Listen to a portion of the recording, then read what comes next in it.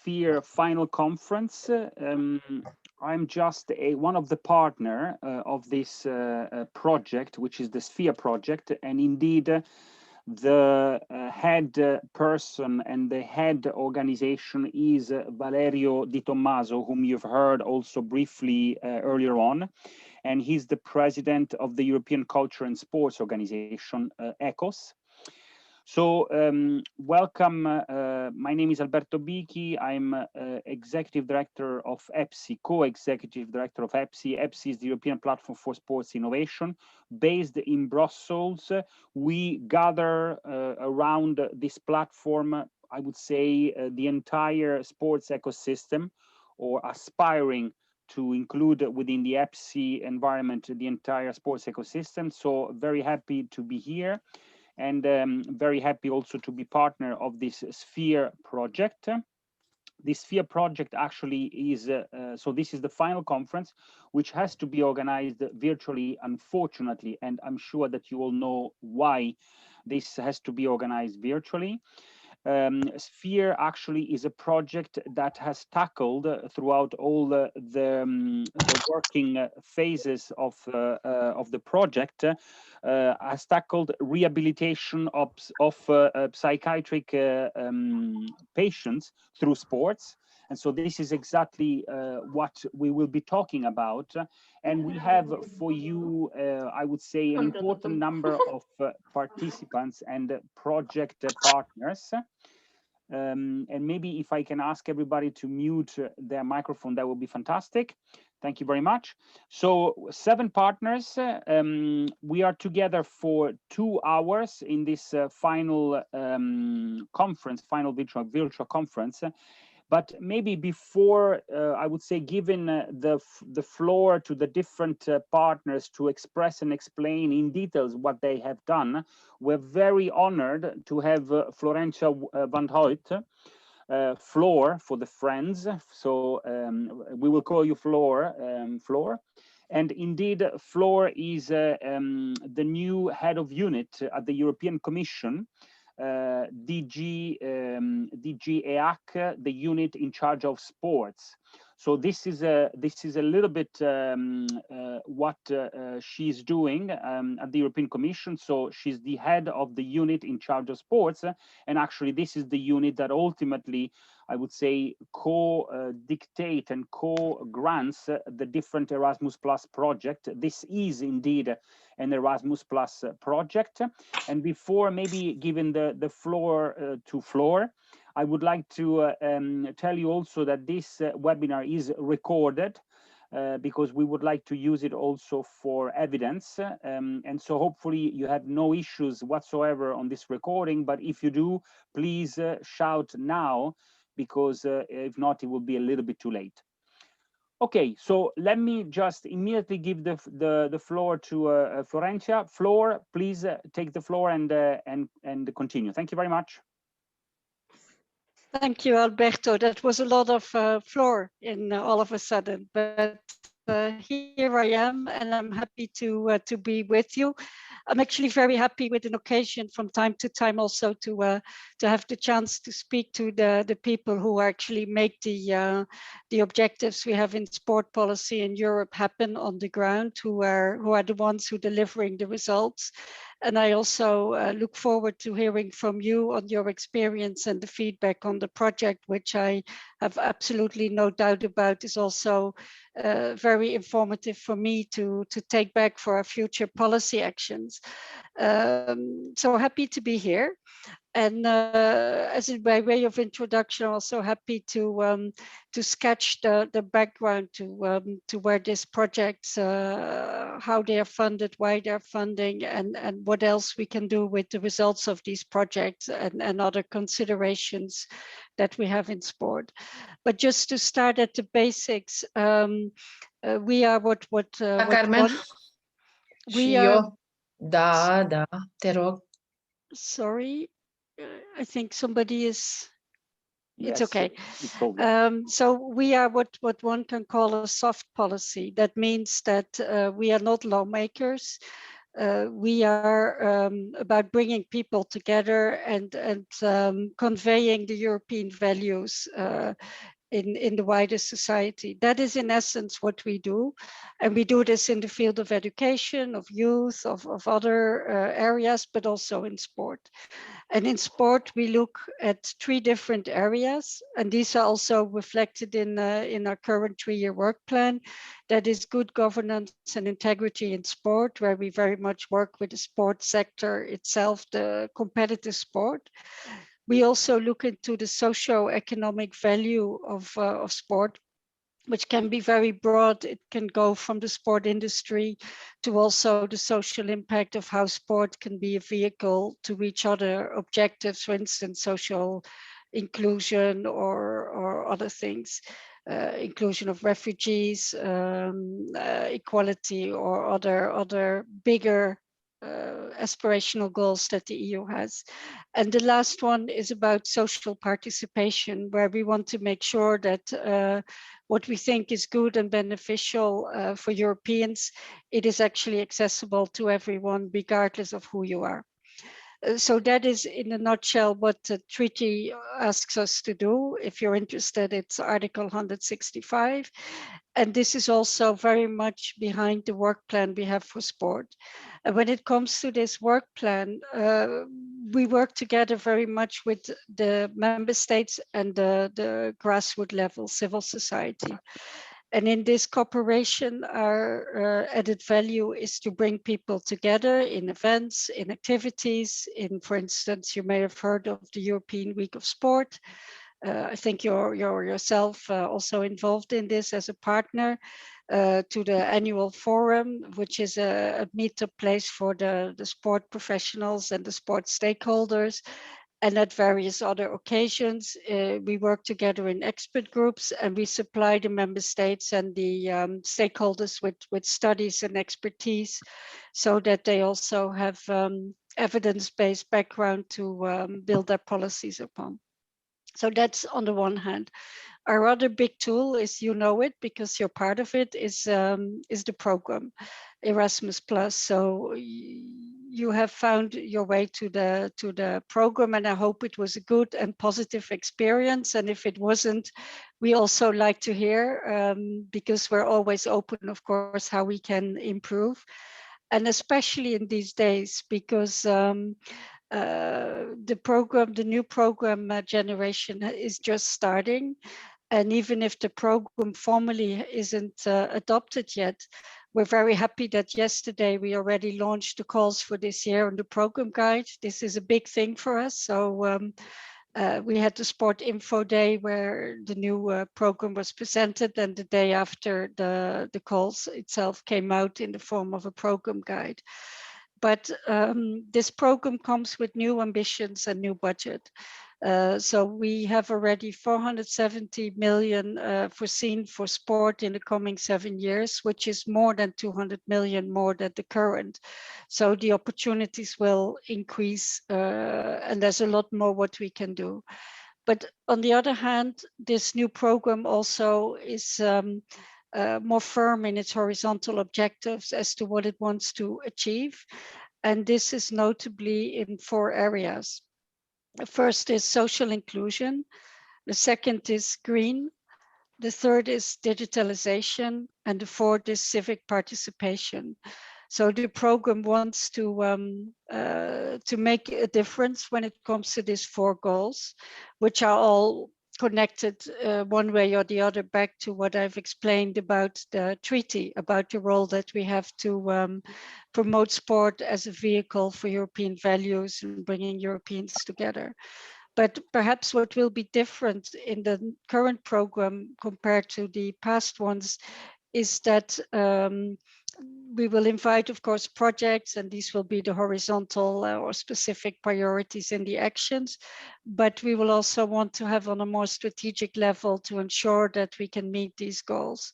And when it comes, for instance, to inclusion and equality, we will keep on calling for projects in this area, but we will also increasingly see how people from disadvantaged groups, and this can be minorities or people with disabilities, or other disadvantages coming from difficult personal backgrounds, how they can also be participants and beneficiaries of this program. And we will track increasingly the performance of the program in this field.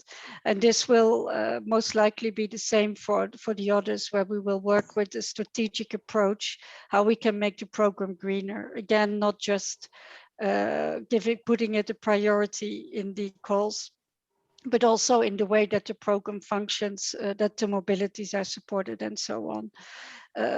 So the program will be more ambitious, more budget. And of course, this is what we can do, is create a framework, put the funds at the disposal. But in the end, what will happen, the quality of the projects will be very much also in your hands.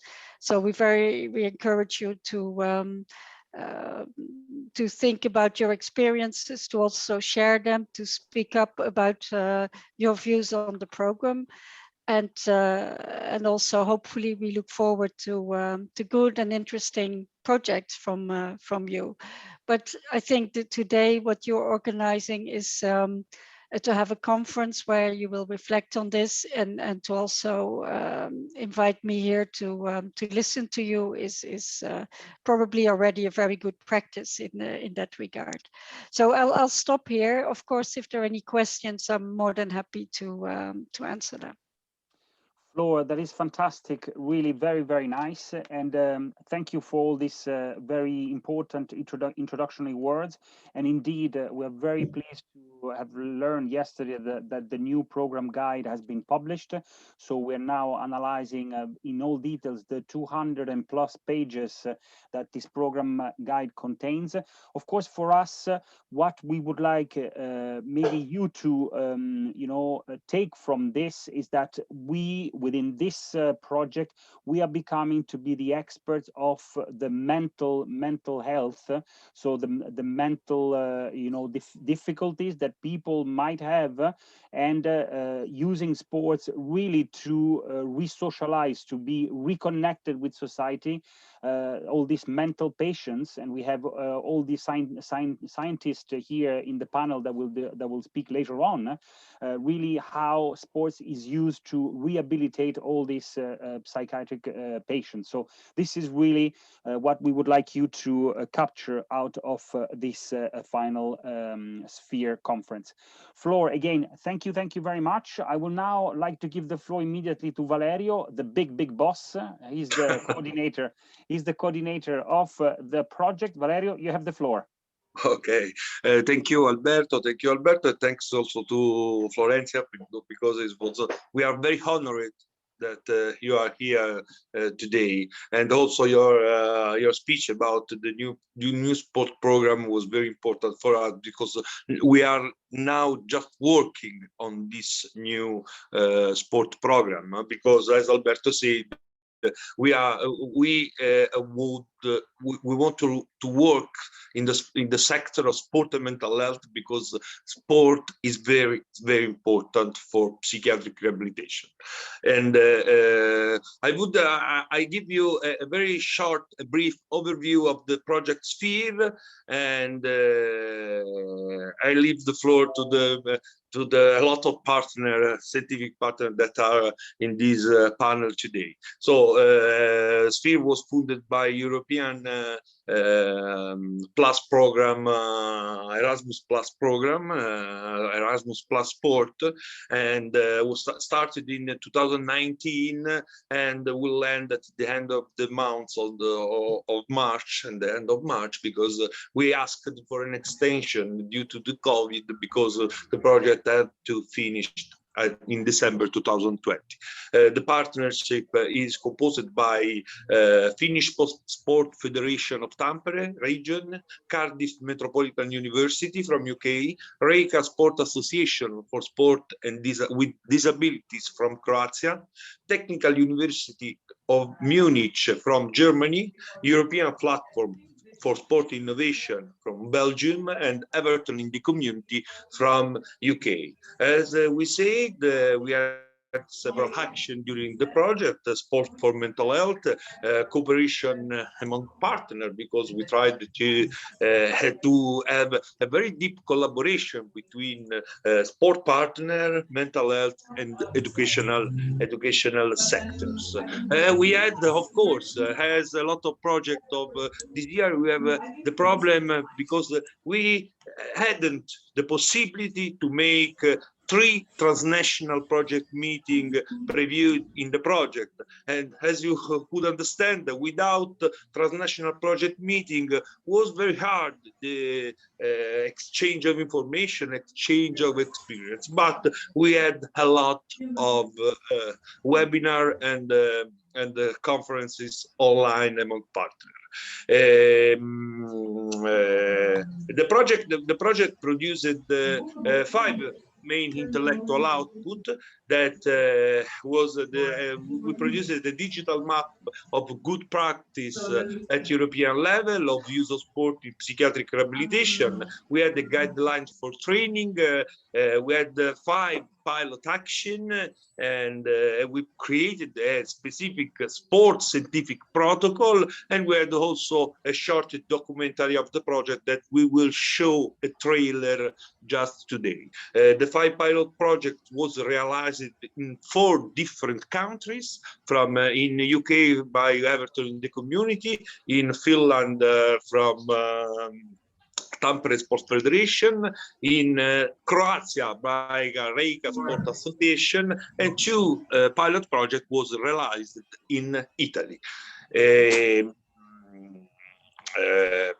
Okay, we can go on. Oh, as I told, we asked the commission that approved a extension of the project. So we produced also some additional actions of the project, that we produced 7 local webinars that help us for the dissemination at the local level. Each partner organized the specific local webinar to present the protocol. We also, during COVID, during the first lockdown, we organized a voluntary service that called Echo's Mind as psychological support to people. We had almost 200 intervention that called us for a psychological support. And okay, we will produce also a scientific article that will be coordinated by Diane Cron from University of Cardiff. And okay, so I would stop also here to give the floor to the other participant, and specific I would give the floor to Mr. Jürgen Beckmann, Professor and Chair for Sport Psychology of Technical University of Munich. Thank you very much.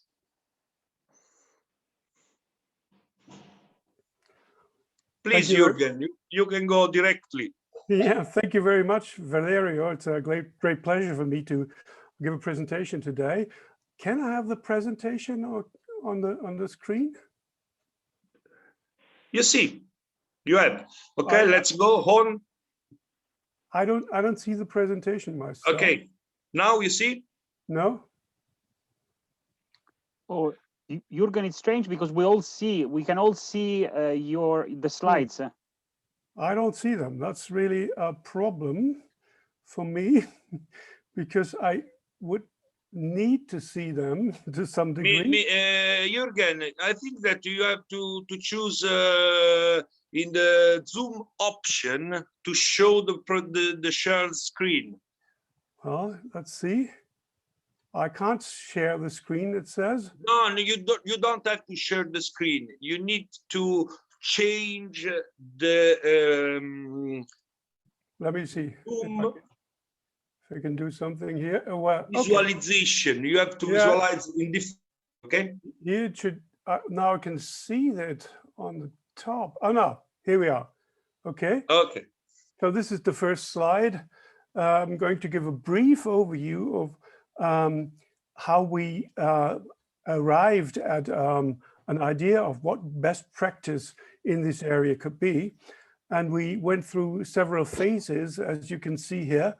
The first phase was gathering evidence from the literature on what best practice would be. And of course, it was very diverse. There are a couple of studies that are presented on mental health benefits of physical activity that don't appear to be too feasible in the psychiatric context. Like, for example, the Blumenthal study, which has a high intensity program. So we looked at different evidence, and then from there, we conducted a survey on best practice based on a number of questions we developed or derived from the literature. And based upon that, we conducted a number of case studies, actually 4. And from then on, guidelines were developed based on these studies, which were then again revised through the pilot projects, and eventually, as you will see later by Diane Krohn, the guidelines can be presented, and they have been reviewed and they have been published by now. We have the next slide. Okay, so here you see the survey. So we sent out questionnaires to 180 institutions from partner countries. In fact, Dr. Fernando Cruz-Villasana did that, who was the researcher on the project.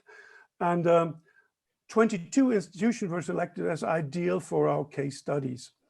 And you can see the topics covered were the aim of the program, the length of the program, continuation options, type of activity, intensity of exercise, length and frequency of practice, group composition, institutional frame, environmental conditions.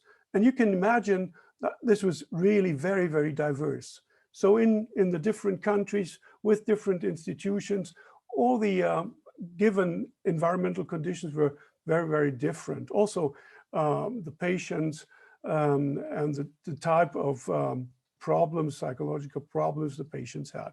Next slide, please. In general, we had a central philosophy behind it all, which was a person-centered approach, which we believe is the modern approach to psycho or mental health interventions.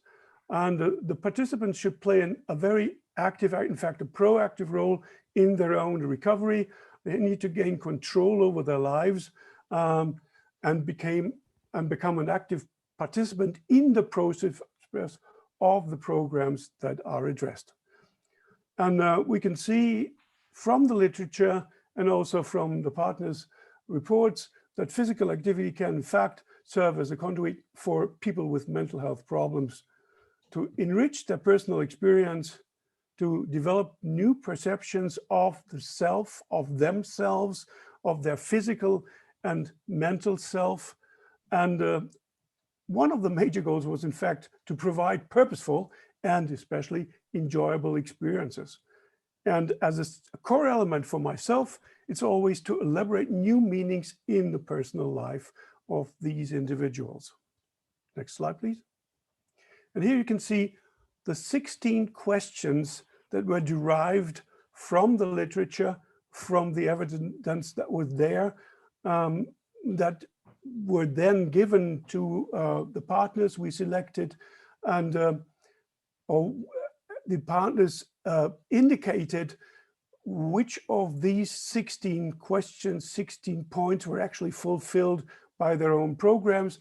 And then we gave points for every of these 16 dimensions that was integrated in the programs of the partners. I'm not going to go into details here because later on you will see in the guidelines that, well, the guidelines are based again on these questions that we asked.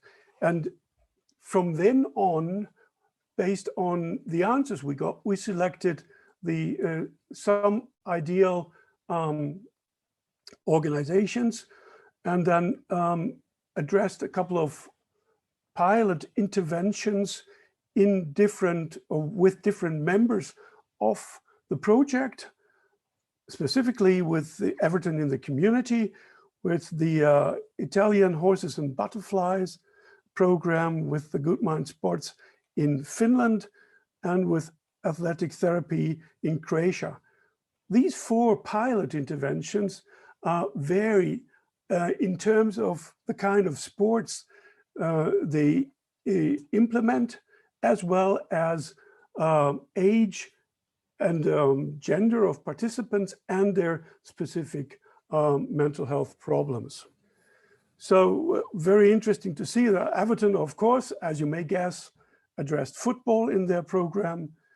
Horses and butterflies, I was just wondering about the butterflies, but anyway, it was equestrian vaulting that was addressed in Italy. And Finland, very interesting approach. They gave the participants a chance to try out different sports and then find out what would be best for them. And in Croatia, it was athletic training. So the different disciplines of athletics were used there in their programs.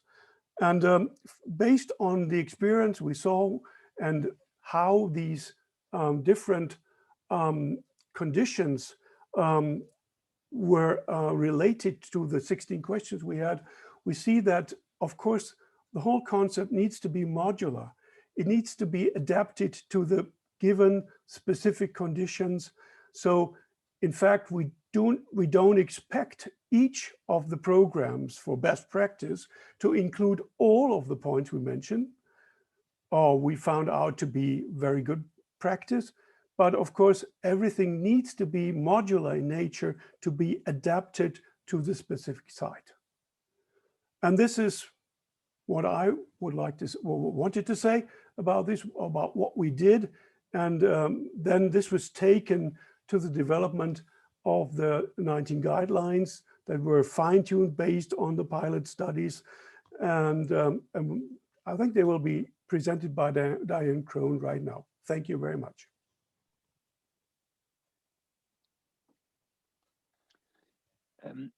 Jürgen, thank you very much. I think that we can move on and ask maybe Santorullo now to intervene. Santo, oh, sorry. Is it Diane Krohn? Sorry, it's Diane Krohn now.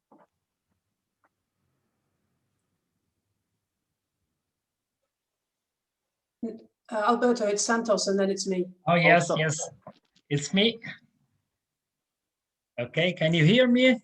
Yes, Santo, we can hear you loud and clear. Thank you, Alberto. It's a very pleasure to be here with you.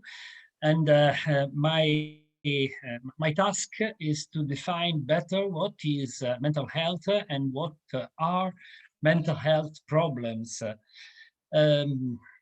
Mental health includes our emotional, psychological, and social well-being.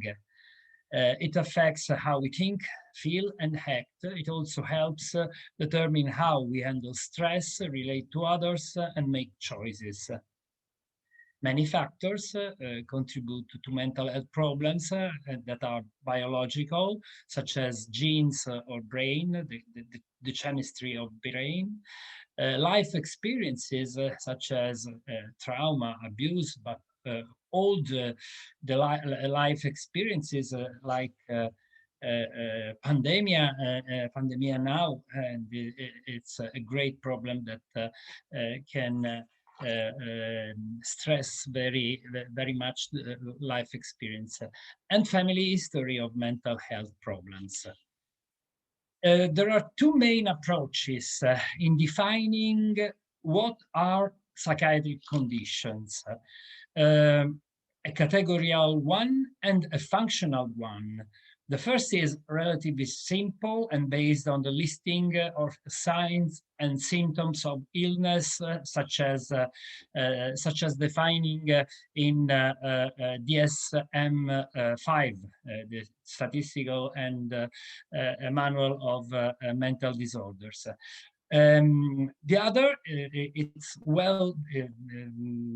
is an approach more complex, is based on the overlap of functional dimension, as you can see in the slide, such as control dimension, hyperactivation and inhibition, fear dimension, impulsiveness, detachment, and it is possible that cross of functional elements determines the various syndromic frameworks. So the approach we prefer and the approach we took in consideration in the project is a functional approach. But people with severe mental disorders have many problems, many physical problems besides the mental problems and psychological difficulties. Please, the other slide. Have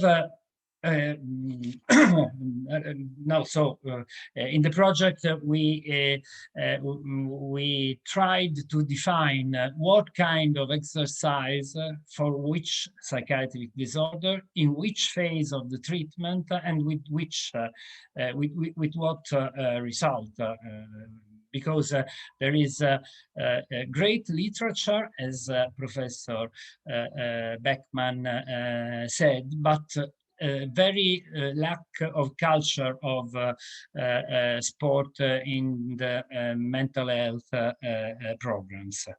The other, please. So is in the definition of the various moment of the treatment, we can use sport for promotion, for prevention, in the treatment, and in psychiatric rehabilitation aimed to recovery.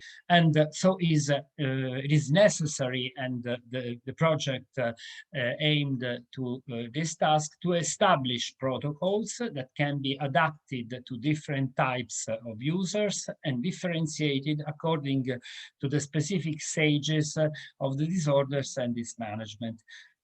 Because people with severe mental disorders besides mental problems, has an average life expectancy shorter than 20 years due to chronic somatic comorbidities and side effects of psychotropic drugs. Also physical inactivity and unhealthy diet and incorrect lifestyle like smoking contribute significantly to morbidity and mortality increase of people with mental disorders. And people with mental problems have a greater 3 or 4 times greater smokers compared to general population, and the chronic medical condition overlap the disorder and determine depressed mood in addiction of other mental condition. So I give the word to Diane Krohn to understand better how these points must be followed. Thank you. Thank you, Santo. My section of the webinar is to outline to you the process that we undertook to develop the guidelines that Professor Beckman has summarized previously. So next, thank you. So to develop the guidelines, which we'll present to you at the end of my section, we undertook an iterative and rigorous process, which we called the scientific protocol. The protocol was devised and overseen by the Scientific Committee of SPHERE, which included myself as chair, Santa Rullo, Stefania Serino, Francesca Cerulli, Fernando Cross, Jürgen Beckman, Paul Sellers, and Stefano Monteni. The protocol is a series of interconnected phases that enabled us to develop, amend, and improve the guidelines over the duration of the project. What we hope we've produced, and you'll see very soon, is guidelines that are practical and evidence and practice-based to increase, with the aim of increasing opportunities for sport, exercise, and physical activity for people with mental health problems across Europe. So the first 2 stages took place in the first 6 months of the project and included an evidence gathering exercise and a case study audit and map development. Now, Professor Beckman has already described those two phases of the scientific protocol, so I won't say anything more on that, but just to highlight that we have produced some documents, so a very readable summary of that evidence gathering exercise and a case study map with lots of examples of how physical activity and sport are being used across Europe on our website. Phase 3 was the development of the first draft of the guidelines. The criteria for the evidence gathering and the best practice review from phases 1 and 2 helped us to develop those initial guidelines, hence the fact that the guidelines are developed from evidence and practice. Once a draft was developed, and this is about the second part of year 1 of our project, these were reviewed by all partners in the project and also by sports coaches and activity leaders from each of those countries. And we reviewed them and refined them in our meeting, in one of our transnational meetings. That review was to assess whether the first draft of the guidelines were practical and accessible for sports coaches and activity leaders to use in the development of programs for people with mental health problems in real sport and exercise settings, because we wanted to make sure the guidelines would be useful and practical and not just something that's come from evidence. So that review helped us refine them at this stage. So phases 5 and 6, next slide please. Thank you. So the initial 17 guidelines were then piloted in 4 sites, which Santo has already just mentioned, and you'll hear from each of those sites very shortly. And our 4 partners in Croatia, Italy, England and Finland used these initial 17 guidelines to devise their programs, which were then delivered in each of their countries. This took place in the end of 2019 and the beginning of 2020. The next part of the webinar will, after my session, you'll get to see what those case studies are. So there were 4 sites, each had different approaches, settings and activity type, but they all used the guidelines to develop their program and they all had a shared evaluation protocol. Following the delivery of these case studies, there was then a mixed method evaluation, which included both outcome and process data, outcome data from the activities, and a process evaluation on how the guidelines were used. We used both questionnaires and interviews to collect that data from partner countries, from partners in the project. The last 2 phases, the findings of the process evaluation of the guidelines were then used to further refine the guidelines to create the final version, which you'll see in the next slide, which is also available to download from our website, of course. Members of the scientific committee in the final review, members of the scientific committee and project partners undertook one more final review, which produced these guidelines that you see here. So I'm really pleased to be able to share with you our SPHERE practice guidelines. And we hope that sports coaches, instructors and health promoters will read and review these before they consider designing programs, and then consider their specific context. They might be in a hospital, they might be in a leisure centre, a fitness club, or they might be outdoors. And then adapt as many of these criteria as possible and where feasible.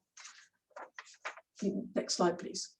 So I'll let you read through those guidelines yourselves, but we hope that the guidelines are clear and easy to understand and use. The process I've explained here and the scientific evidence underpinning each one was explained earlier by Professor Beckman, but it is also available to review in our scientific protocol document on our website. So you can get a little bit more information about this section that I'm telling you about now. So we've provided guidelines on the nature. So you'll see here, there's some guidelines here on the nature of the program that could be designed, what it should include, when it could happen, where it could happen, and with whom. And importantly, as Santo presented our approach, we hope that our guidelines, we've developed guidelines that we hope highlight the need for holistic, practical, social and an inclusive approach to promoting sport, exercise or physical activity for people with mental health problems. So I'd like to conclude the section on the scientific protocol And I'd now like to pass over to Johnny Garside from Everton in the Community, who will start the presentations of the 4 case studies from our Sphere project. Thank you very much. Thank you, Diane, and great to be here to present the work of Everton in the Community's Palette Action in receipt of the Sphere project. So Everton in the Community's football therapy project very much builds upon the framework of work that our organisation has been delivering in the area of community mental health for over a decade. And essentially we use the football as an engagement tool to harness its therapeutic benefits to support individuals with mental health conditions. The methodology saw professional football coaching and peer mentoring paired with psycho-educational workshops in the form of half-time team talks that covered a range of football-related topics to increase participants' self-awareness and emotional literacy, to develop robust self-care habits and strategies, to enhance performance on the pitch and aid their ongoing recovery off the pitch. The 20-week project engaged 20 participants made up of 1 female and 19 males. Their ages ranged from 19 to 63 with a mean age of 38 years of age. All participants had a pre-existing mental health condition and were clinically referred to the programme with a range of mental health conditions ranging from mild to moderate anxiety and depression through to bipolar and schizophrenia. Next slide. Our football therapy training sessions took place twice weekly for 2 hours per session over a four-month period, and followed this structure here, whereby the 2-hour session was split into 2 halves, very much to replicate a traditional game of football, with the first half focusing on obviously a welcoming introduction, physical warm-up, technical football coaching with skills, and then obviously a first half of a practice football match. That would then lead into a half-time period, which very much took what had happened in the first half and utilised that as a conversational topic for the group to digest and to think upon and to reflect on. And these were delivered by our football coaches, our mental health professionals and clinical support staff, and range from various different topics related to pertinent issues related to the game that had just happened, or in general related to football, things like managing anxiety, dealing with pressure, the value of teamwork. And then it was very much led with then practical application tools for them to apply that into the second half of the game, being the concluding half, and then obviously concluding with a physical cool down, session debrief, and the setting of individual challenges, be that for the next game or the next training session, or indeed just for the remainder of that week. Okay, next slide. Where the project differed from a lot of the other projects that we deliver was in the use of extrapolating the emotional rich fibre and litany of emotions that embody the beautiful game. As we know, for those who are football fans, in the space of one game, a player can experience a comprehensive range of feelings, thoughts, and emotions, from the despair of missing a crucial penalty to being the hero that doesn't buckle under pressure when it matters most.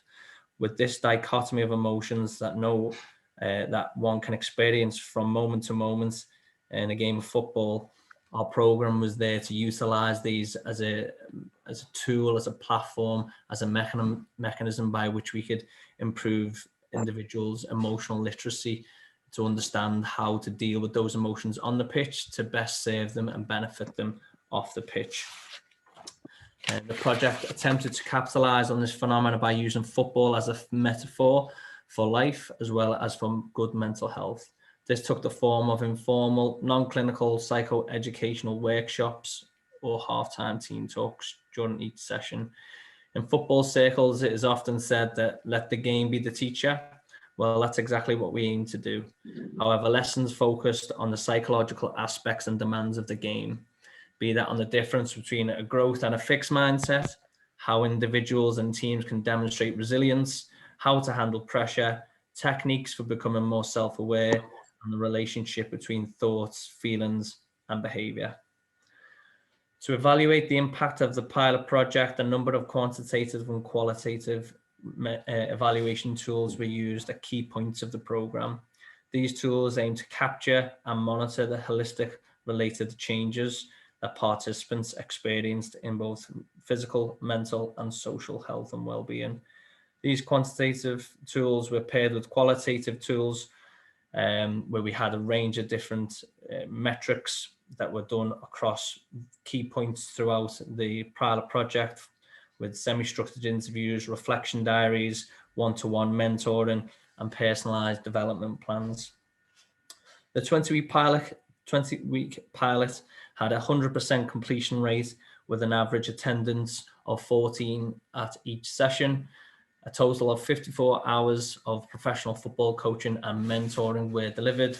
A total of 5 competitive tournaments were engaged against external teams.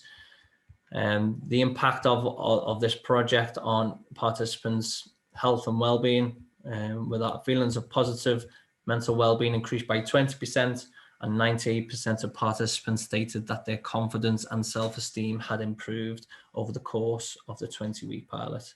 Social functioning and feelings of social connectedness also improved by 35%. And in addition to that, physical functioning increased by 2.3%, as well as overall energy levels improving by 4%. So there is a brief overview of Everton in the Community's Football Therapy Project. I'll now hand over to Samsa, our next pilot action. Thank you, Johnny. That was interesting for me as a former football player. It's a great way to find also mental health by playing football. You learn a lot in that sport. Good afternoon, everybody. My name is Samsa Kivistö, and I'm from Finland. And in my background, in my picture, you might see the picture from Lapland. That's the place where I can find my peace of mind. You can do a lot of physical activity in the nature and quietness there. And when we all get the chance to travel again, I recommend all you to travel to Lapland to make your mental health better. Okay, can I have the first slide? Okay, I'm representing regional sport organization Häme Finland. We are one of the 15 regional sport organizations in Finland, and we get approximately 35% of our annual funding from the Ministry of Education and Culture, and we are cooperation partner for Finnish Olympic Committee and operative partner for national physical activity programs in Finland, administered by Ministry of Education and Culture.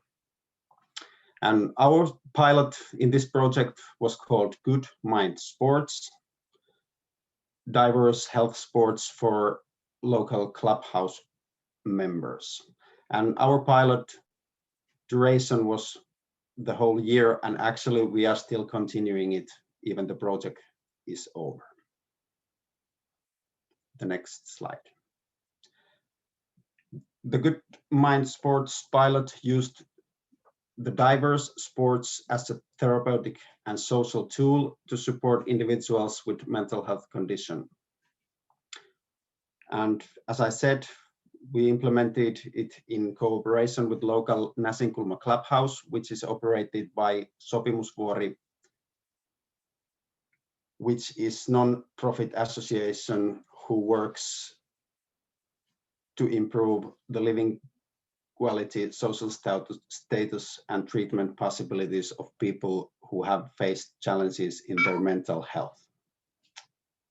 And our idea was to provide participants a possibility to explore different kinds of sports in different facilities and circumstances in order to support individual self-confidence, social skills, physical activity, and knowledge of how to find sport hobbies in their everyday environment to keep up their mental rehabilitation process.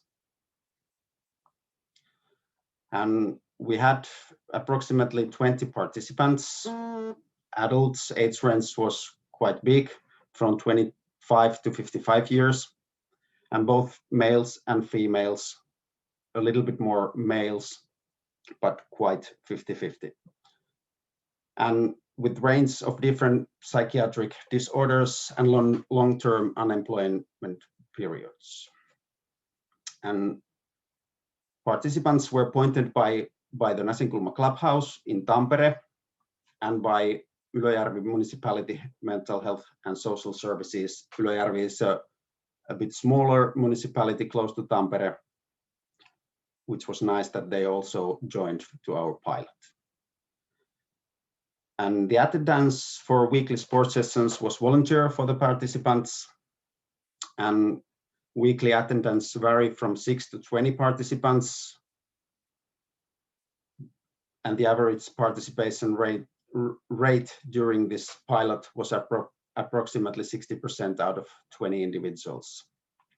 The attendance percentage was highest when we had adventure sports sessions like trekking, stand-up paddle surfing, trampoline. We went to trampoline park, and those were the most likable sessions. People really liked to experience new things. And also ball game sessions and swimming hall was really popular. Our method in Good Mind Sports was that we had weekly sessions, about 90 minutes per session in different sports facilities, both public and private, and also outdoors. And the main idea was to provide the participant possibility to explore different kind of sports and get to know different sport facilities in their everyday surroundings.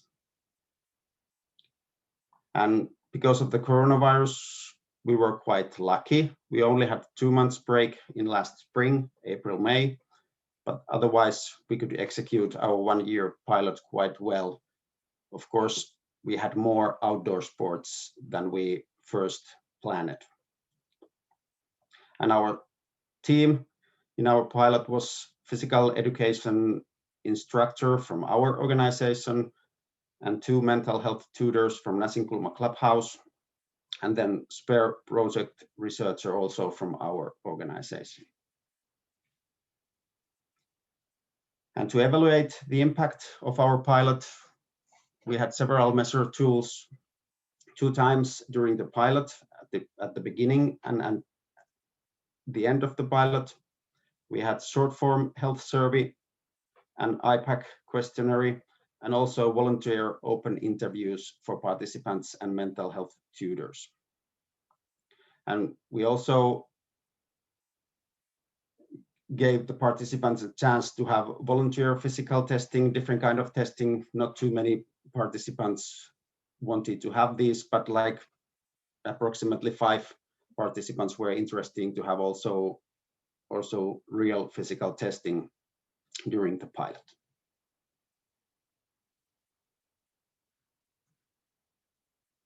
And here is some results. And I think the most important summary is that almost everybody felt that this pilot had positive impact to their life, also physical condition and mental condition.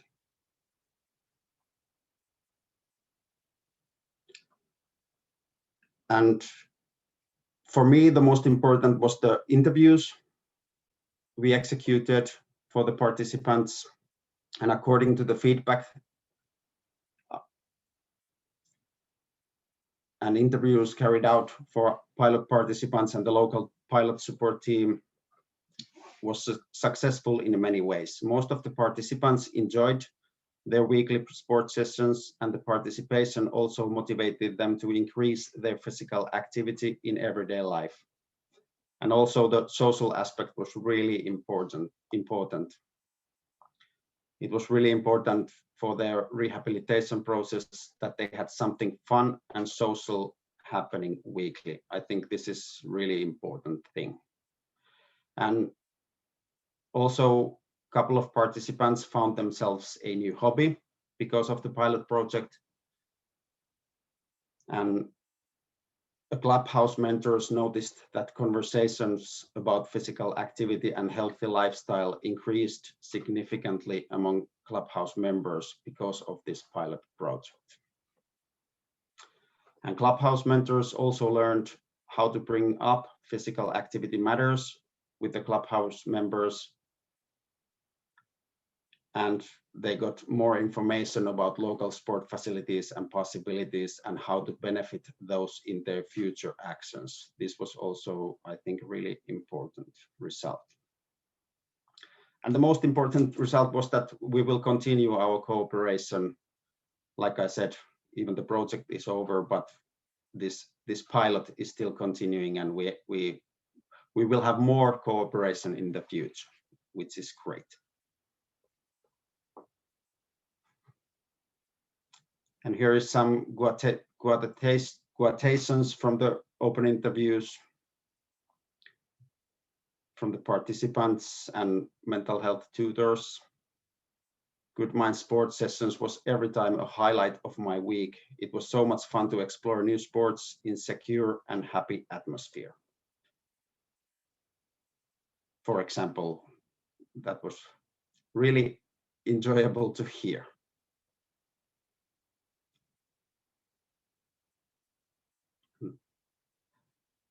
That was my presentation of our pilot. Thank you, grazie mille, vielen dank, hvala, kiitos paljon. And then the next one will be Tatiana Udovic from Croatia. Go ahead, Tatiana. Yes, hello everyone. So let me just see how I'm going to share the screen.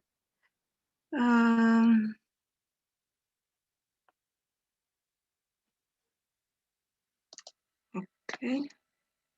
It says you cannot start screen share while the other participant is sharing. So you need to turn off your screen. Diana, I believe your presentation is already on the screen. I believe your presentation already on the screen. We are sharing it. We are sharing it. So you just need to say next when you want the next slide. Thank you. Okay. Could you please go on? So I will just. Okay. Thank you very much. So, Rijeka Sport Association for Persons with Disabilities implemented athletic therapy as part of Sphere project in Rijeka, Croatia from November 2019 to February 2020. Athletic therapy pilot project was using the athletic discipline as a therapeutic tool to positively address mental illness. The pilot was supporting participants by social, physical, and mental health by individual approach. This has made the most of their individual abilities.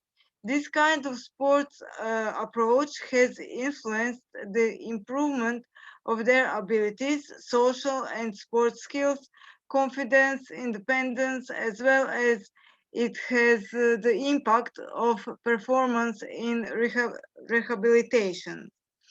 So, yeah, you can just go on. Okay, yes.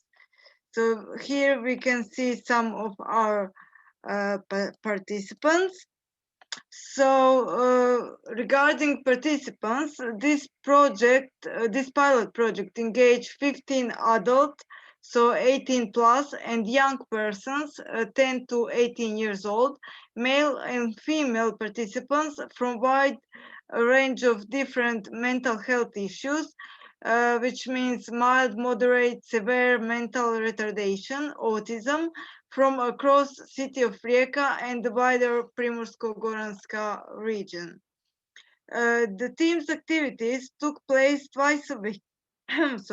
Twice a week over a period of 4 months, which means 32 sessions in total.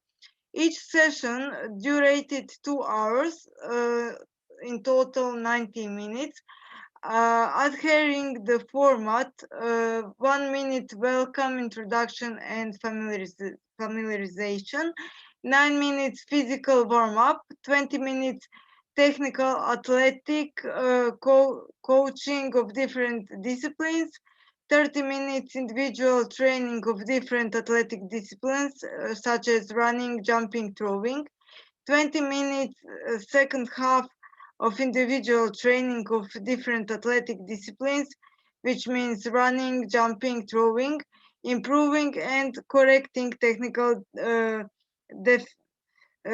deficiencies, and 10 minutes the final part of the training, which is stretching. So there was also that was also opportunity for participants in the group to undertake competitions throughout the project. They really liked it and it was great for them. So yes, you may go on with the slide. The group was supported by following professionals. So we had professional athletic coach and sphere project researcher. Regarding the measurements, we had questionnaires, testing and measurements on the track. In running, so in running we had time reached, in throwing distance achieved, in jumps distance achieved and height. And for all our participants, it was just a great opportunity. They really had fun, and they said we could see that their social life really improved. And over here we have our coach, Jasmina Lukšić, who was working with them. So she can now say something about importance of athletics for persons with disabilities. Thank you. Jasmina. Hi, hello everyone. I'm Jasmina Lukšić, head athletic coach for people, persons with disabilities from Rijeka, Croatia.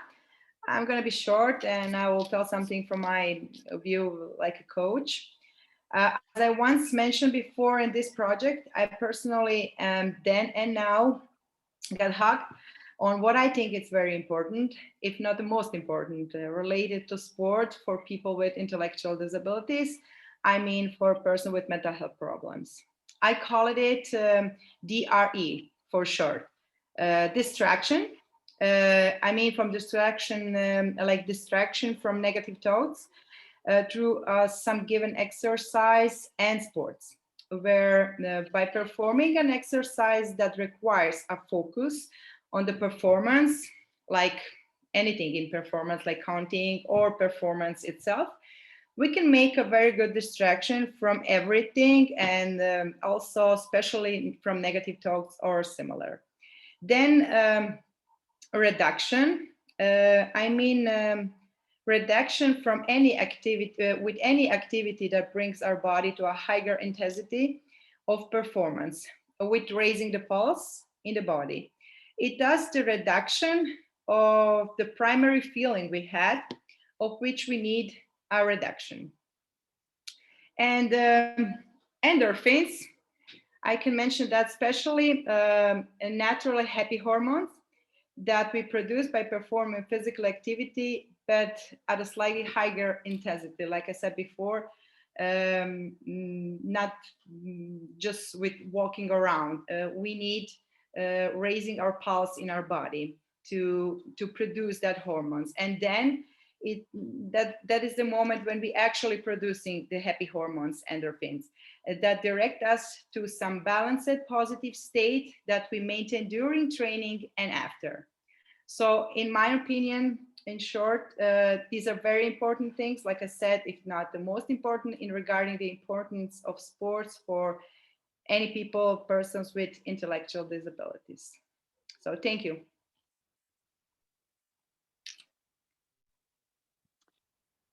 Thank you very much. I think that we have next Francesca, if not mistaken. Yes, here I am. Thank you, Alberto. Good afternoon, everybody. I'm here to present the pilot actions that were performed in Italy. Actually, I will focus, next slide. I will focus mainly on the horses and butterflies. It's been mentioned before as a equestrian vaulting project. Why am I doing this? Not because I don't think that football is important. Actually, we have heard already that other pilots were focusing, for example, on this sport. However, we have to remember that it is not necessarily a competition, a sport competition that we want to achieve here, right? Because we are trying to rehabilitate people with mental disorders, which are not necessarily always capable to perform at a level such that they can actually compete, for example, in a soccer match.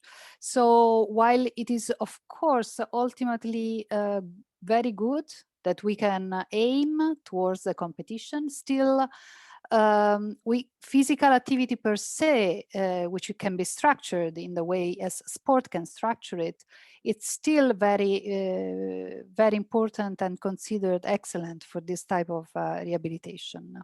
Next slide. So the horses and butterflies was indeed thought so as to not really using the horse to compete, by using the horse, helping young, in this case, young adolescents with eating disorders to actually ameliorate their self-esteem and to work on their body knowledge, body knowledge.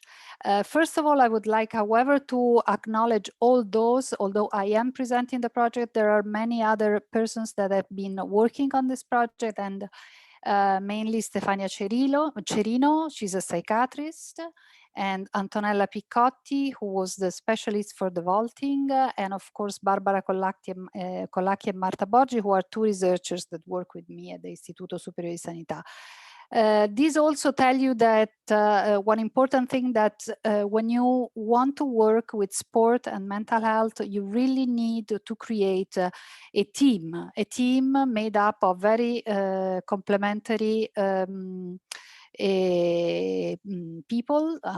Here, for example, we have again a psychiatrist, we have a specialist in the type of sport, and in our case, we also followed up from a scientific point of view, this pilot. And there was also another team that actually followed up these young women in terms of, for example, administering specific tests dedicated for this type of psychiatric disorder. So it is very important to have a dedicated team. Next slide.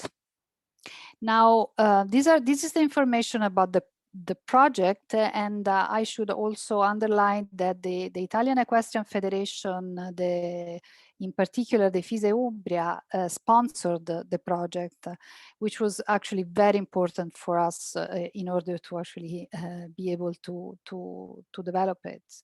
And the project was luckily started right before the COVID. So we were actually able, and this was really, again, thanks to Stefania Cerino and Antonella Piccotti, who were very efficient and were able to perform the whole project within January 2020, which was for us a very lucky thing. Next slide. Okay, so I was saying before that let's again, it is important for me to stress that this specific project was developed thinking at the specific disorder it was meant to address. And anorexia is a very severe mental disorder.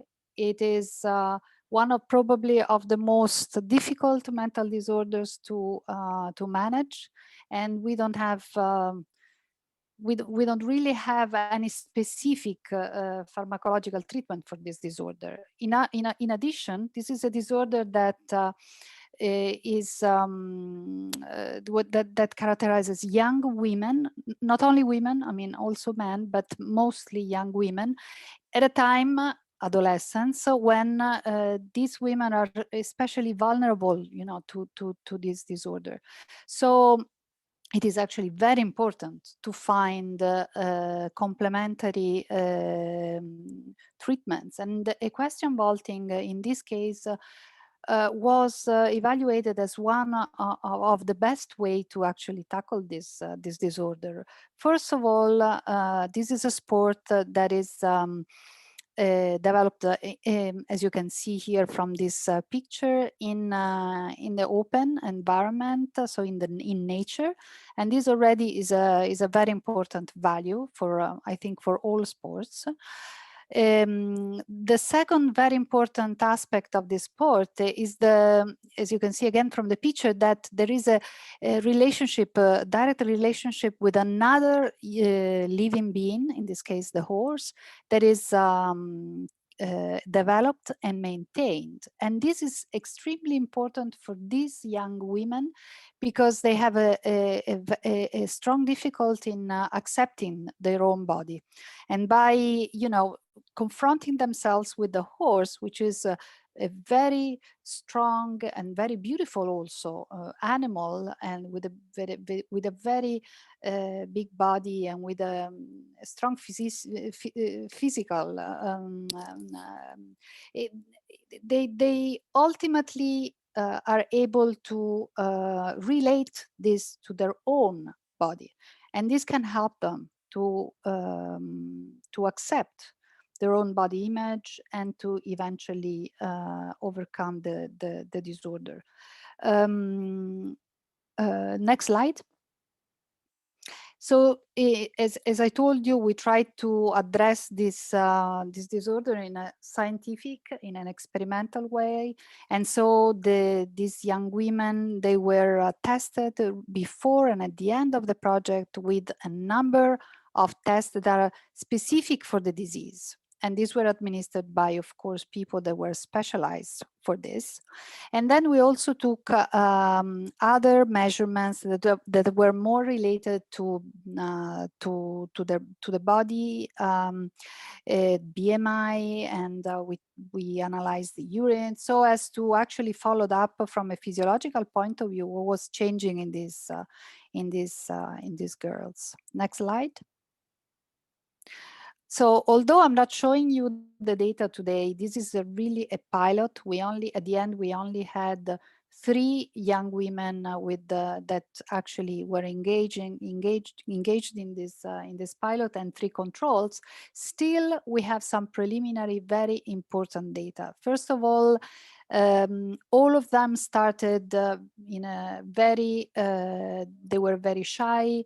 They were not really able to relate to the other girls. At the end of this project, which was actually a very short project, which only lasted 2 months, there was a lot of friendship that developed between the 3 girls.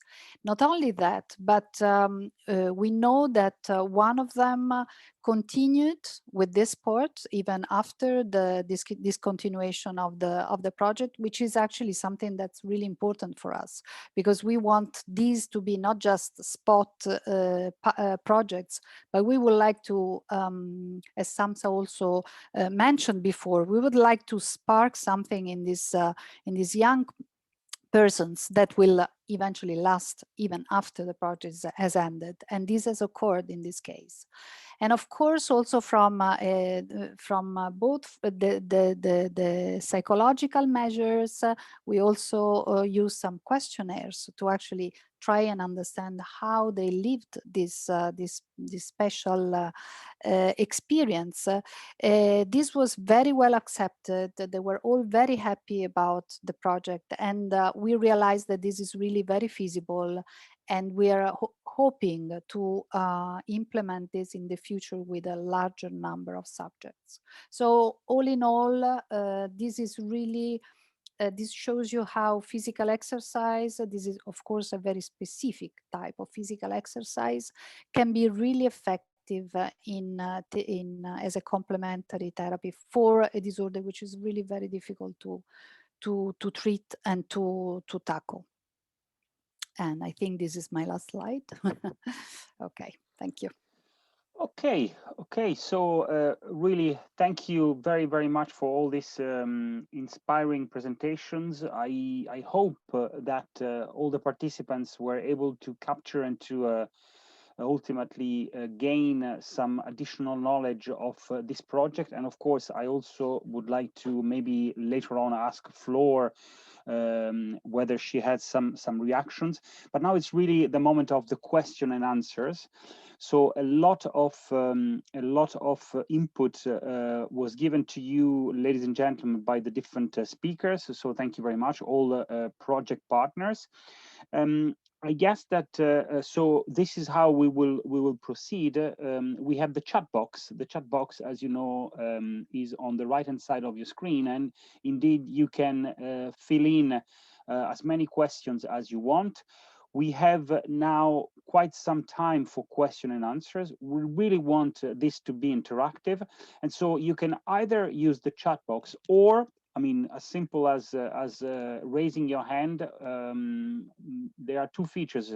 Either via Zoom, there is a raising hand feature that you can use, or even just in front of the camera, lifting up your hand like this. I'm sure that we will be able to see you. And so please do not hesitate to ask as many questions as you want. I have, of course, some myself as well for the different speakers. I don't know if anybody would like to take the floor. Let me see. Jakob, I see that you are the first one. Jakob, would you like to maybe take the floor and unmute yourself? Thank you, Jakob. And please also introduce yourself very briefly. Thank you. Thank you very much. Thank you, Alberto. I'm Jakob Schauenborg from ISCA, International Sport and Culture Association. Super interesting to hear these great results and to been browsing and reading also the outputs of this project. I'm really excited because I think many of our member organizations, which are grassroots sport organizations from across Europe and the rest of the world, are interested in this space, but they have problems to tackle it, to get started, to really find out how they may address some of these quite delicate issues, in fact, of getting people with different mental disorders into sport, using sport as a therapeutic tool. Excuse me. My question is, what have you observed during the process of this project in terms of interest and or reluctance from some of these stakeholders, including grassroots sport organizations, when it comes to taking up these new methods, to actually using some of these learnings? Because we are very keen to promote these types of outputs and results. We also need to understand, what do the people that have to use this, coaches, trainers, clubs, actually see when they get these types of materials? So that's something I'm keen to ask the right people in the consortium. But thank you very much for the presentations and the great content. Jakob, thank you very much. Do you have anybody in particular that you would like to ask this question to? Jakob? I would like to open that question to anybody that feels like contributing. Thank you. Excellent, excellent.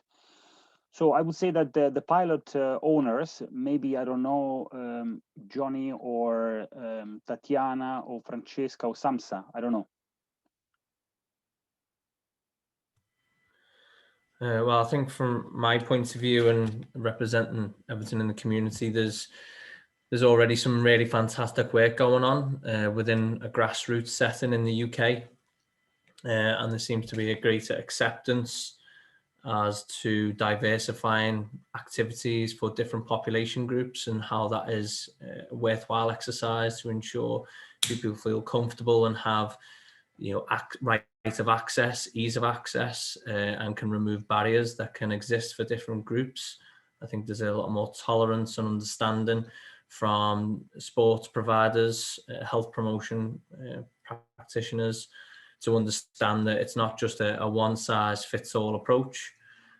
So with that, there's a desire and an understanding to diversify and make that as appropriate and as specific to different population groups as much as possible, but not necessarily the education and the understanding as to how to do it. So with that platform, where there's the appetite, but not necessarily the know-how. You've got a nice impasse there, a nice crossroads to be able to inform through practice, through policy, through, like you say, with the protocols and the outcomes from Sphere project, where people are more than willing to hear and to, you know, learn the lessons and almost fast track their developments by adopting some of the methodologies and some of the recommendations for them to follow suit in, because obviously you've got to appreciate that, like you say, there's different scales, different budgets, different agendas, and so diverse and wide ranging. But certainly from a UK perspective, it was a case of being open, sharing resources, sharing best practice, not only the good stuff, but also the lessons learned throughout that process, to be transparent, with a view to people then, you know, making their own minds up, but then seeing how the results speak for themselves. So as much as, you know, it might be opinion based, you know, the facts will always override that, in my opinion, when it comes to the outcomes that participants you know, engage with, and the benefits that elicits on people's well-being, and how they then are retained into the project, and reputation spreads and impact grows. So we've been able to develop that with a view to other smaller projects, other grassroots organisations local to us coming in and observing, shadowing our staff, sitting down with our staff, sitting down, explaining the toolkits and the guidelines, and then I guess kind of cherry picking what aspects of it are the most appropriate for them in their context. I hope that kind of helps in some way. Johnny, thank you very much. I don't know if Francesca, Samsal, Tatiana would like to react also. Maybe I can add something because, of course, riding is very different, right, than soccer. So it's a different world. But I think in our case, FISE, which is the federation that reunites the equestrian sports in Italy, has already, let's say, has already developed an interest, a very strong interest on mental rehabilitation. You know that horseback riding has been used for many, many years now to, you know, to help young people, but also old people, older people, with adults with mental retardation, or just other type of psychiatric disorders. So there is kind of a tradition.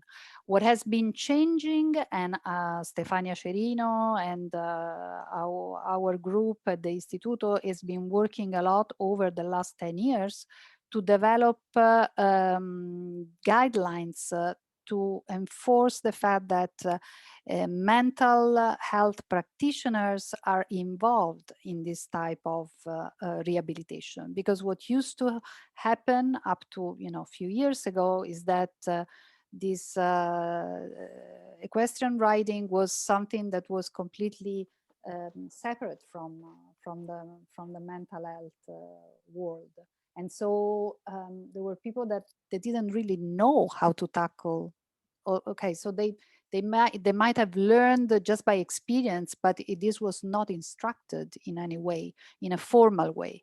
So now what's happening in Italy is that we have guidelines that call for a team made up of, on the one hand, physicians or psychologists or educators, and on the other hand, people that are that have the skills, you know, to actually lead the horse, and then together have to put together an individualized project for that person. So this is really something that in a way we have been working on over many years, and now this is very much coming into place, but it's not been easy. And I think this is something that will have to be exported also in other countries. I think the Italian situation in this sense is unique. Okay, Francesca, so thank you very much. Not sure if, I don't know, Tatiana would like to say something. Yes? Okay, hello. again. I can just add that there is improvement in regarding people with disabilities getting included into sports, because as much as we are working a lot, we are going through the media, we're making a lot of PR, and also we go into the schools and nurseries, so we give the information to the teachers, professors, and the kindergarten people who work with kindergarten children in nurseries. So we inform parents, and they get information. So more and more little children are getting included in our sport clubs. So over there we have really professionals who work with them.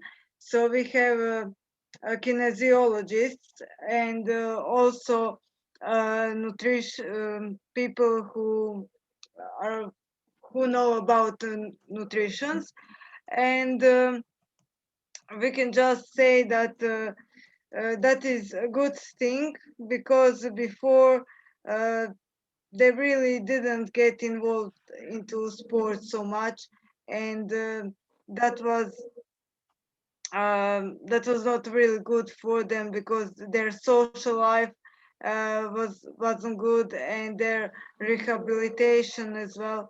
So this is everything that we do is really good, and all these projects are really great thing for all people with disabilities.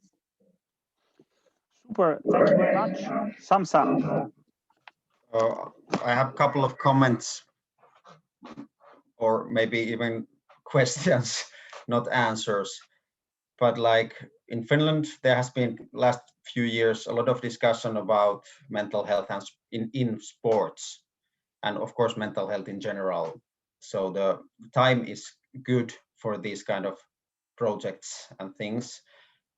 And Finnish Olympic Committee and Paralympic Committee, they have a couple of projects for sport clubs that includes also mental health, and especially the knowledge for the instructors and coaches, how to handle. We all know that quite a big amount of people suffers in some point their life of mental health challenges, and it's the same amount in members of sport clubs, sportsmen, or people who just do sports for fun. So there's a big discussion, and more, and people, and like organizations are worried that we have to have more knowledge for the coaches and instructors. So that's a good thing. And then I want to raise one important thing, which is also a big discussion now in Finland, this pandemic and the causes of this pandemic for especially children and young people, because they are out of schools, they are out of sports clubs. Of course, there's a worry about physical activity, but the bigger worry for the mental health, how this all these restrictions will affect for young people's mental health.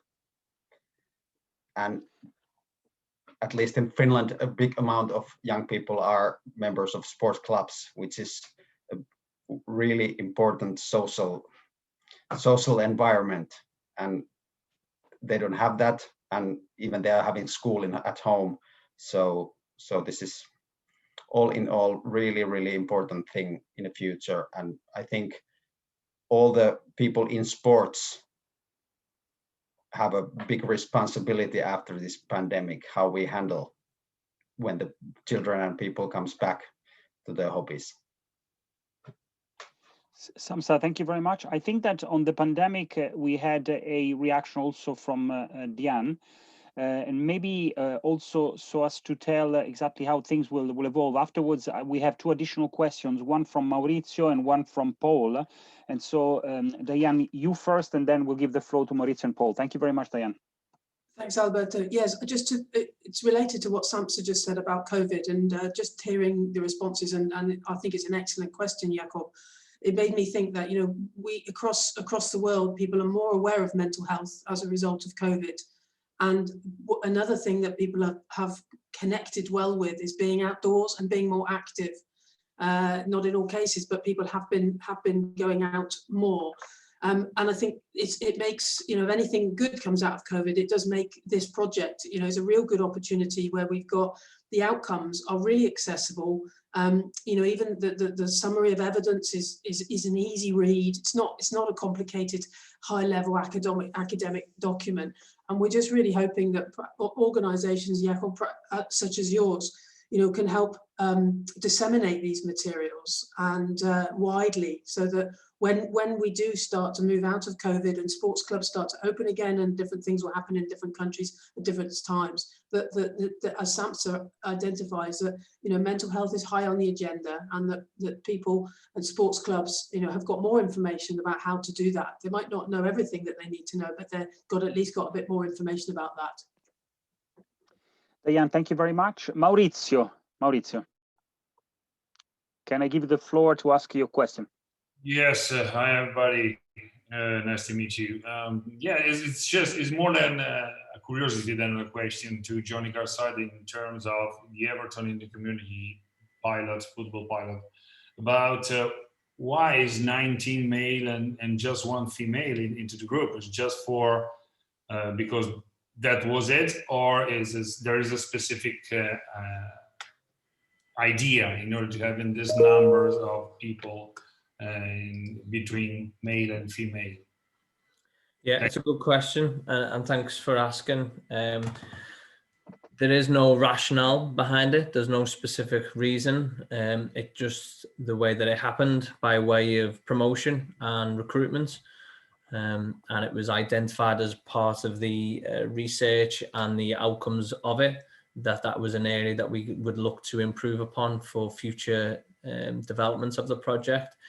As it happened, the female who did engage did identify it as part of both positive and negative aspects of her engagement.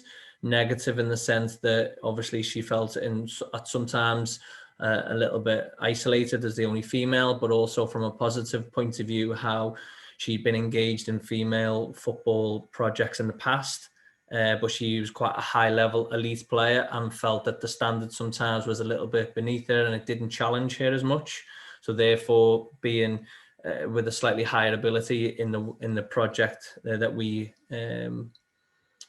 she engaged with, enabled her to push herself further, and that also the support that she received as being the only female from the rest of the cohort was very supportive and encouraging. So there was aspects that we, you know, identified through the results that we would look to try and make it as even as possible. So it wasn't strategically promoted or designed to be male dominated. That's just the way that it happened by way of recruitment. So it was an open gender project for both male and female to attend, as tends to be with a lot of our projects that aren't explicitly stated for male or female, and if they have a football connotation, we tend traditionally to engage more men and more kind of middle-aged men, and that's just kind of, I guess, an aspect of who we are as a football club, and the demographic of person that we most kind of appeal to or have most leverage with. And that's not necessarily a bad thing, but it's just an aspect of our promotion and our marketing that we need to just be conscious of, to ensure that if we're going to do a project like this again, we may well do it as single sex, or we may well change the marketing and promotion of it to make it more appealing. And obviously from some of the feedback that we received from that single female, utilising that as collateral, as really kind of fantastic evidence and information to help shape what that would look like. So in answer to your question, no, there was no strategic rationale behind that. That's just the way it happened. And there was both good and negative aspects as to how that then played out. I hope that answers your question. Thank you very much, Johnny. We have another question in the chat from Paul Willeman.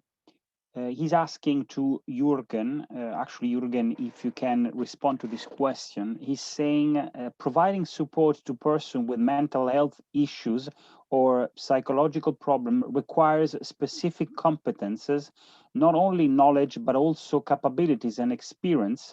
How do you ensure that those involved in this type of project have these competences? What do you consider as mental health practitioners suited for this type of project? Jürgen, please. Yeah, hi, Paul. Didn't know you would be here, but nice to hear from you. Well, the question is, we have to make differentiations.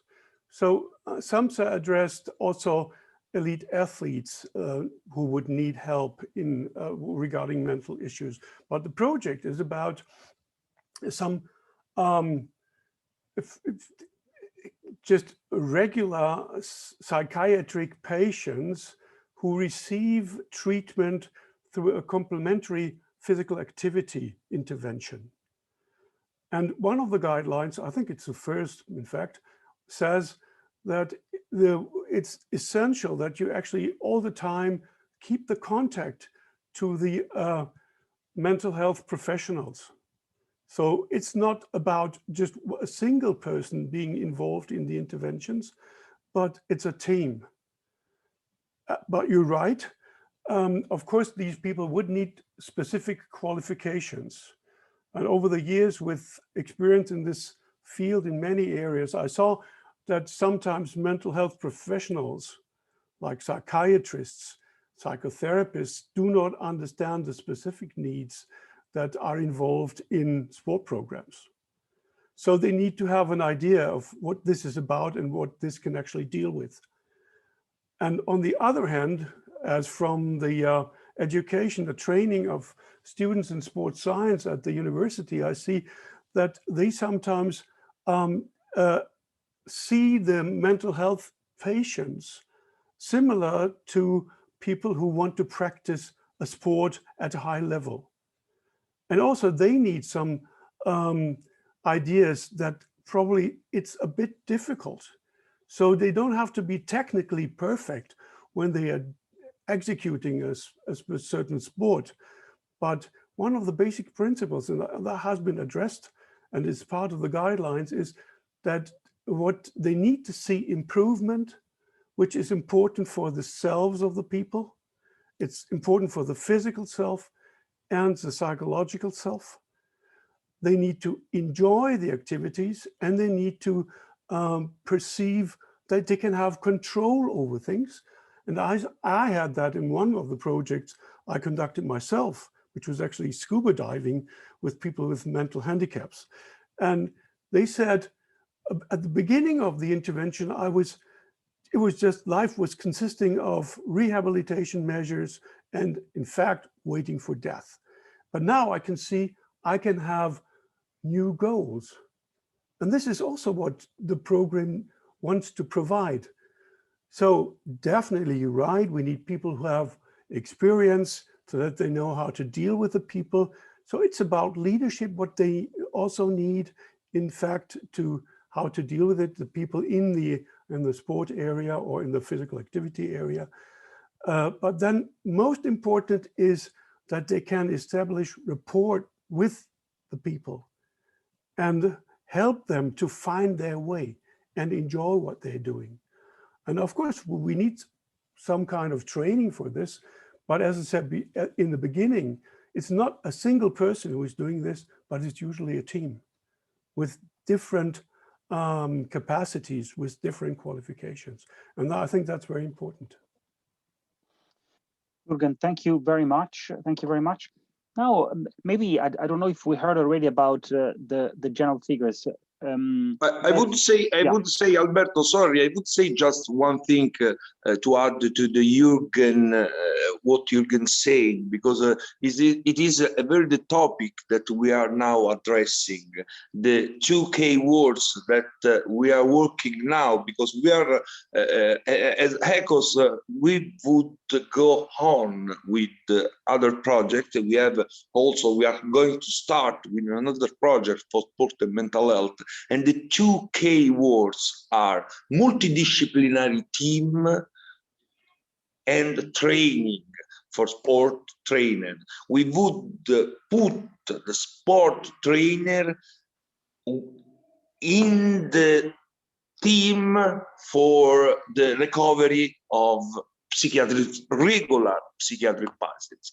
The trainer, the sport technician could be part of this multidisciplinary team, also to acquire competence and experience that could help the patients to have a better rehabilitation. This is very important for us. Perfect. Thank you very much. Thank you very much. I don't know if there are any additional questions on the chat box. Maybe I wanted to ask also a question, I don't know, to Jürgen or to Santo.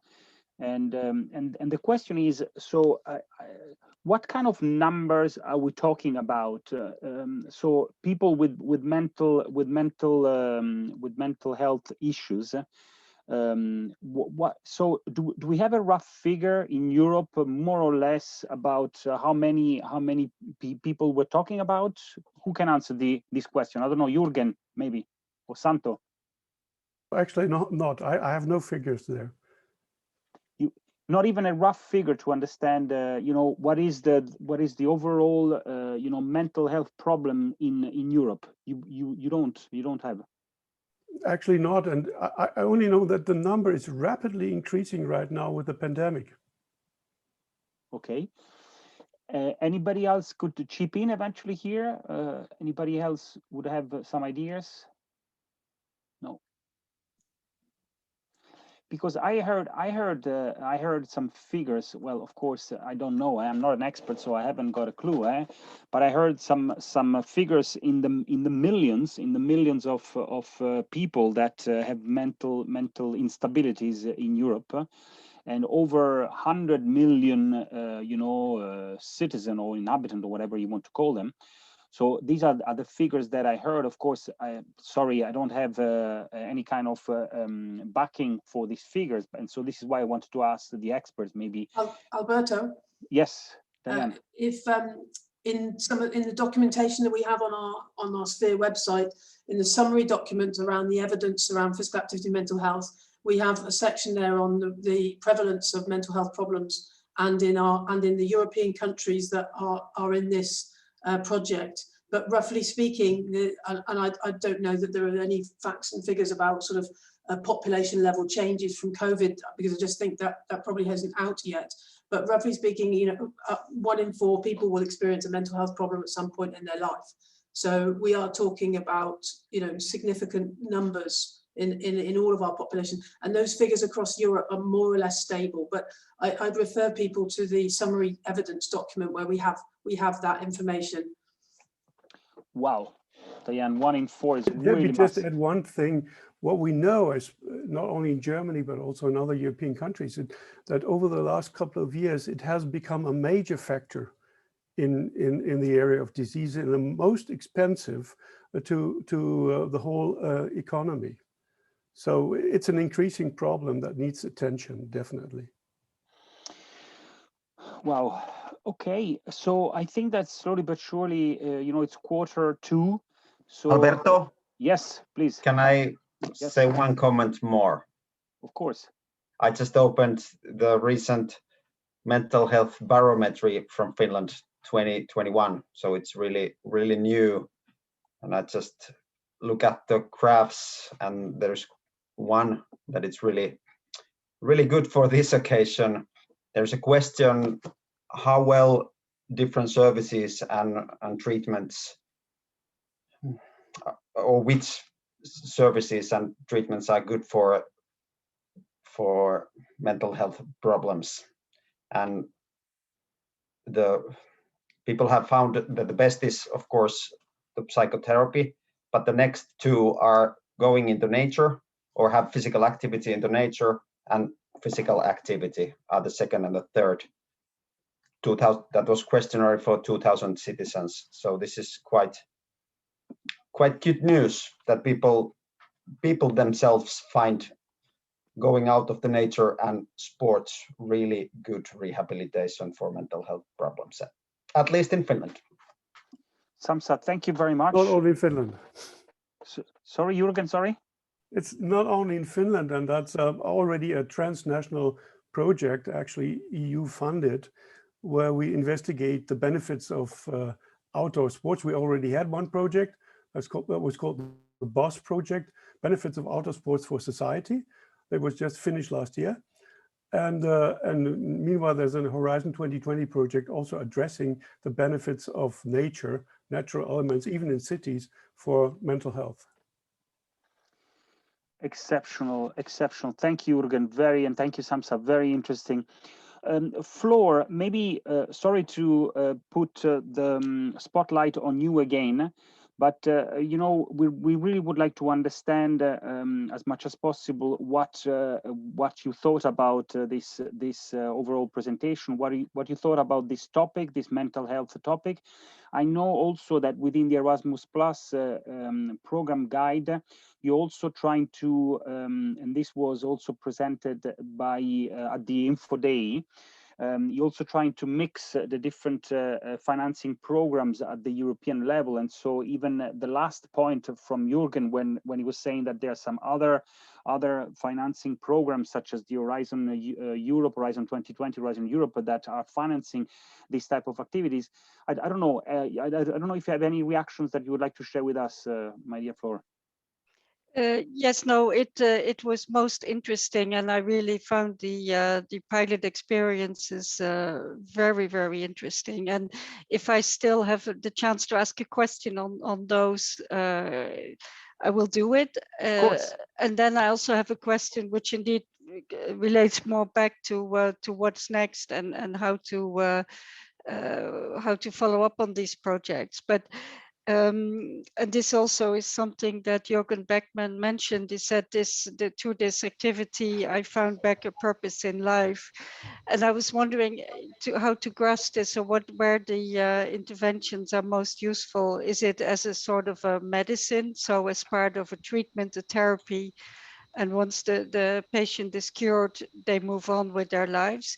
Or is this also very much about encouraging new lifestyles among those patients? So for more longer term, maybe your answer is it's both, but perhaps you can comment on where the emphasis is in these projects.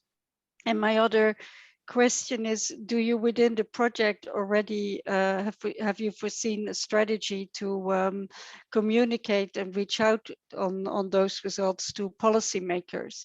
I've heard a little bit about that is an important aspect, but I was also wondering if you have within this project already foreseen a visit or information package that could be shared with policymakers and not only people who treat these patients, but also more on an abstract level when it comes to social policies or prevention of problems of certain parts of the population, because I'm sure that these kind of experiences could be very usefully feeding those projects. Thank you, Flor. Jürgen, do you want to answer Flor's first question? Well, what was the first question again?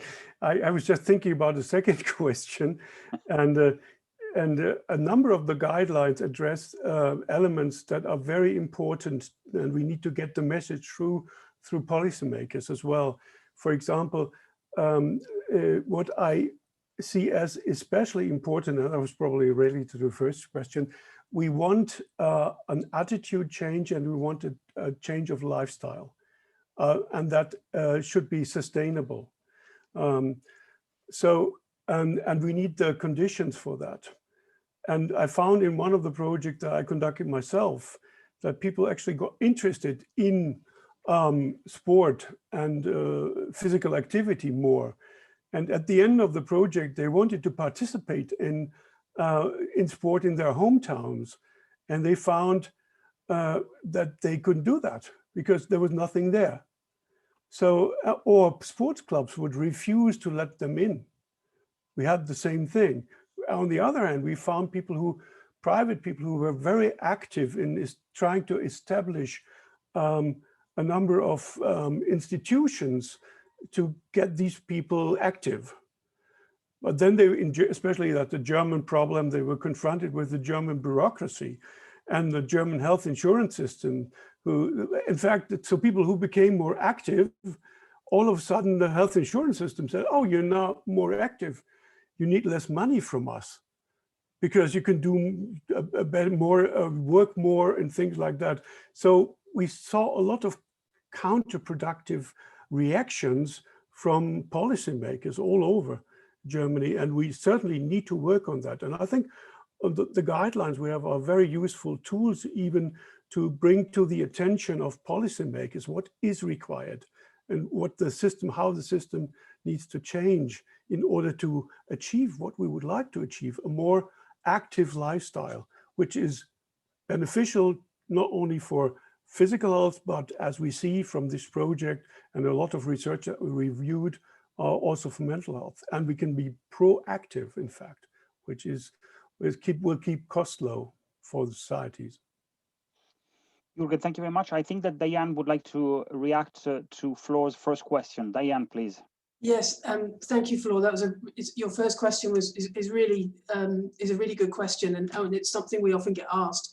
And you're absolutely right in the answer. It is both, and it's both because we know that people with mental health problems have a significant number of physical health problems as well. They generally have higher body mass index. They're usually less physically active, and they often smoke more, and their diets are poorer. And as a consequence, their life expectancy is a lot lower than the people without a mental health problem. So we have a rationale for physical activity for people with mental health problems from a physical health perspective. And then, of course, we've also got the evidence around physical activity in the treatment and management of symptoms and the condition. But I would also say that there's an importance here as well about social health. And we know that in some of the quotations from the case studies, that people like doing these activities. It gives them a sense of purpose. It's something fun to do with other people. And we know that it can help improve things like social confidence, self-confidence, and all of these transferable skills that will help people have a higher and better quality of life generally, whether they live with a mental health problem for the rest of their life or whether they get better depending on what the condition is. So there are multiple reasons why physical activity is so important. Super. Thank you very much, Diane. Floor, anything else to add? Are you happy with the answers? Yes, very happy. I would say about the sharing with policymakers. That is a great times of our project to share our results with the policymakers. We are doing that at local, national level, and we will do that at European level. And also at national level, also this is a question that includes different policies and different areas, because we have health system, because we are talking about rehabilitation, quindi is a health system, social inclusion, and because it's a social policy.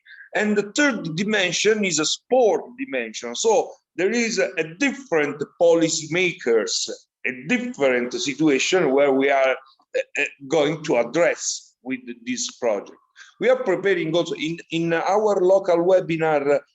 We had the local webinar in Italy to the presentation of the guideline last week.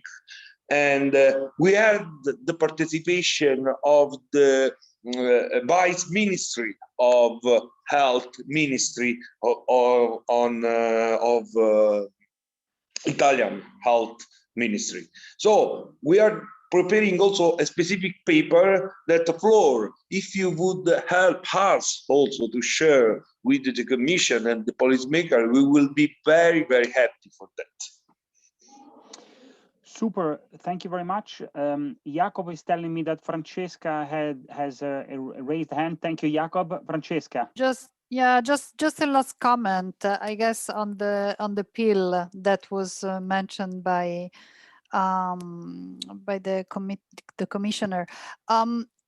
I think the using sport in mental health is a win-win situation, because we know that sport and physical activity not only are good for mental health, but they are reinforcing conditions. So they sort of give a good feeling to the person that that practice them, and so I think that if we can push these people towards sport and towards physical activity, we can really hope that there will be then you know, an engagement in the future. So in a way, it's really a matter of having them, you know, go beyond that step, that first step, and then this would be a self-reinforcing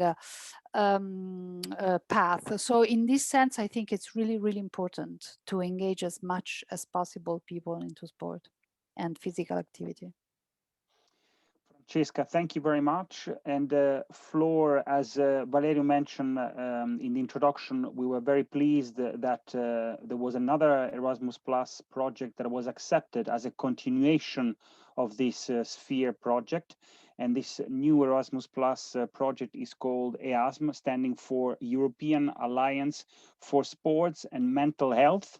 So European Alliance for Sports and Mental Health. And within this new project, it is really our clear intention to continue pushing very much and very forward for, you know, understanding the relevance of this important topic. I think that we are at the end of this webinar. I would like to thank everybody. I think that I would like to give the floor to Valerio to, as a coordinator, to maybe introduce the little surprise that we have for you. So thank you very much for your attendance, and Valerio, you have the floor. Thank you. Okay, thank you, Alberto. Thank you. This is the final conference, so it's the last action of a 27 months project. So I would to thanks to all partners that was very efficiently work. I would thank to Diane, Paul, Jonathan, Samsa, Tatiana, and Francesca Cirulli, Stefania, Stefano, Carlotta. So thank you very much, because it was a very, very, very good project. We had a lot of difficulty, of course, with this project, but everybody had these problems with the COVID. We had no chance to meet during the project. So we meet just 2 times in the first year of the project. We had planned 5 transnational meetings, and we cannot do that. But I'm very happy for this first result. It was a very important project, and I would thank you to everyone. So now we prepared also as last output of the project, and intellectual output is a Sphere documentary, and we will release in next coming days. And now, but I would just to present the very trailer of our documentary, and with this I would thank you again with all of you. And I hope to push again with the other project. Please follow us, Jacob. I am very happy that you are here today, because your organization is very important, and I know that you are also tackling the sport and mental health. So please follow us, and thank you again. And please, this is the trailer of Sphere.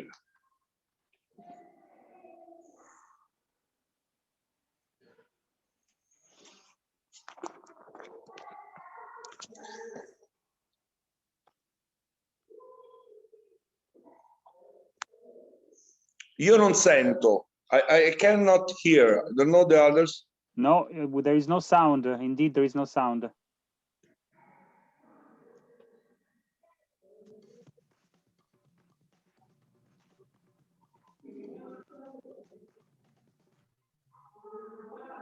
Still no sound. The creation